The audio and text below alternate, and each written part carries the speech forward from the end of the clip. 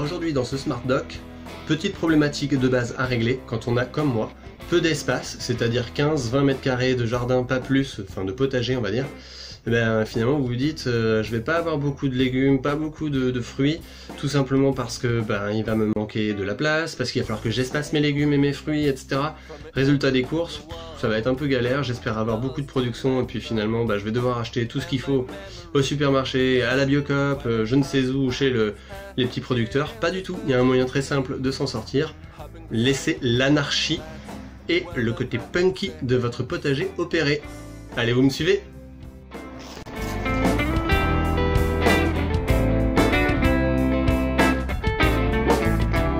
L'idée c'est de bien comprendre que le jardin étant petit, n'ayant pas beaucoup de place, le but c'est de faire en sorte que cette place ne soit pas ce manque de place ne soit pas un handicap.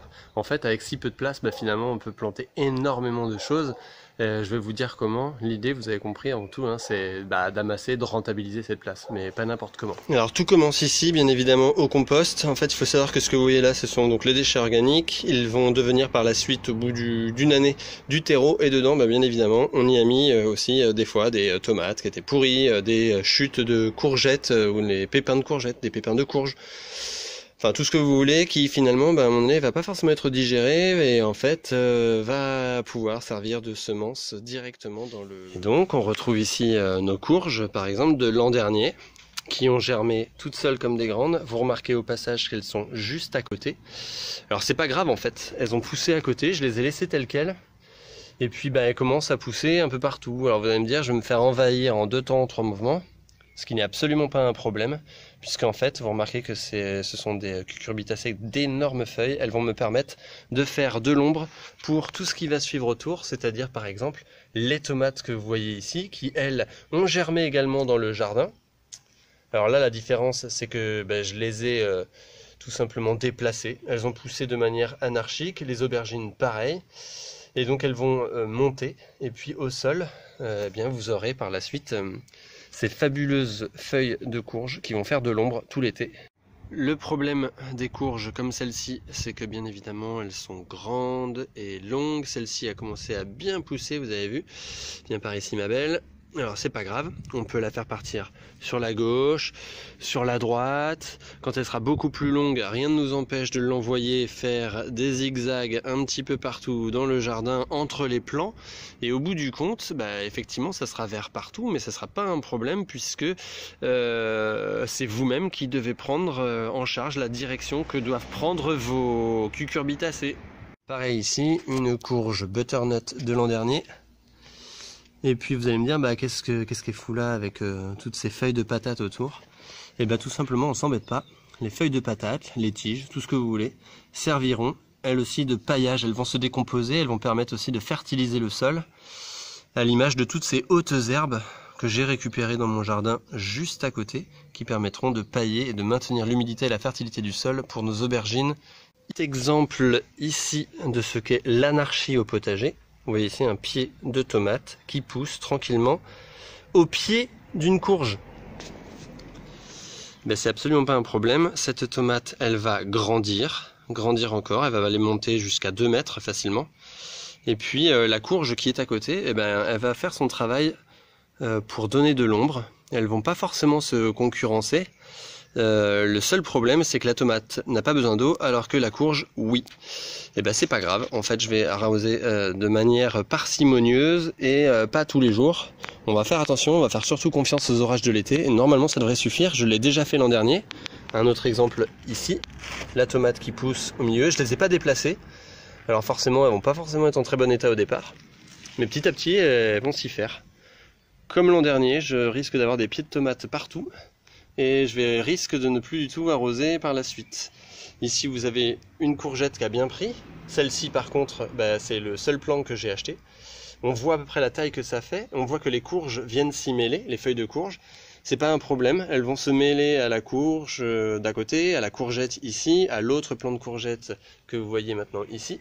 Et on va avoir du vert un petit peu partout. Et à partir de, on va dire, dans 15 jours, c'est-à-dire mi-juin, fin juin à peu près, l'arrosage, ça sera terminé. Il y a d'autres courges ici, vous voyez, qui ont poussé. Là, j'y ai mis feuilles de patates que j'ai tirées la semaine dernière. Vous avez ici 2 pieds de tomates ensemble qui vont faire leur vie ensemble. Et je vais mettre qu'un seul tuteur une fois qu'elles auront grandi. Et puis en principe, elles vont pousser n'importe comment. À la base, de toute façon, c'est rampant. Donc ça me pose absolument pas de problème. C'est un peu une mauvaise herbe en fait à la base la tomate, sauf qu'on mange le fruit. Le reste de la place finalement, j'y ai mis des petites pousses de basilic, du persil. Ici, quelques fleurs que j'ai fait pousser, voilà, qui par la suite permettront d'attirer les pollinisateurs. On en retrouve un petit peu au fond là-bas et qui là aussi vont permettre de fertiliser et d'aérer le sol grâce à leurs racines.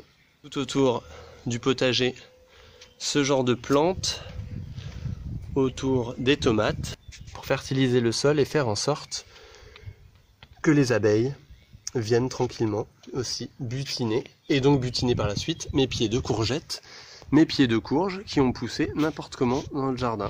Le seul endroit aménagé du jardin, finalement, il est ici, avec ces quelques tomates qui ont poussé là aussi seulement grâce au compost et que j'ai déplacé et replacé. Vous avez vu, il y en a une autre ici qui pousse là. Je vais la laisser tranquillement à côté de l'autre, c'est pas un problème. Un tuteur pour 2 et ça va le faire tranquillement. Nos courges et courgettes vont faire de l'ombre. Le paillage que vous voyez en train de se décomposer, il servira quasiment plus dans quelques temps. Ça rappelle un petit peu la technique de la milpa au Mexique, où les courges permettent, partout où elles sont semées, de maintenir l'humidité. Un petit conseil, laissez votre jardin enherbé se démerder un peu tout seul sur la moitié, et puis à un moment donné, soit vous allez tondre, soit vous allez arracher. À la fin, ça va vous faire énormément d'herbes et autres plantations qui vous permettront de pailler votre jardin.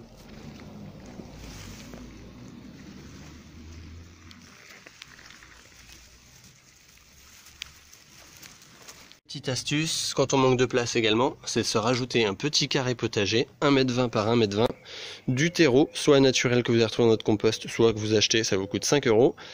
Et puis voilà, quand on met le surplus, ici des tomates, que je ne vais pas tuter, je vais tout simplement les couper au fur et à mesure pour qu'elles ne montent pas trop, et puis elles vont me donner de magnifiques tomates cerises. Notre petit basilic. Les poivrons qui sont issus d'un poivron qui a germé tout simplement et qui vont donner par la suite de magnifiques petits arbres. L'échalote qui a germé, qui a été replantée, basilic, tomate, et puis voilà, il n'y a plus qu'à pailler éventuellement pour garder un peu plus d'humidité et tout le monde sera content. Ça me fait du coup de gagner à peu près 2 mètres carrés en plus. Alors ici c'est tout simple, je me suis pas embêté. Ce que vous voyez ici, ce sont des rondins de bois qui sont finalement agglomérés tous ensemble et qui servaient pour un vieux parterre dont personne ne voulait. Et puis ici tout simplement une palette. Et puis j'ai juste enlevé finalement la marge la transversale ici. Et puis j'ai rajouté ceci, c'est du voilage qui permet tout simplement au départ de faire son parquet. C'est du voilage d'une sous-couche, une sous-couche de parquet. Des petites choses très simples à faire finalement, et au bout du compte, ce petit carré de potager m'a coûté 5 € de terreau. Voilà les amis, alors vous voyez ce que ça donne, c'est pas forcément le potager bien rangé, tout beau, tout magnifique, non en fait, c'est l'anarchie, moi ça me plaît bien, et puis surtout c'est le même rendu, ça me permet de travailler 2 fois moins, d'utiliser aussi 2 voire 3 fois moins d'eau. En fait j'arrose quasiment pas de l'été, j'arrose juste au départ à la reprise. Et puis de temps en temps j'ai des petites surprises comme ça, d'autres plants qui sont plus tardifs, qui arrivent également. À la fin j'ai une jungle, mais par contre j'ai plein de légumes, quelques fruits au bout, et puis c'est un vrai régal.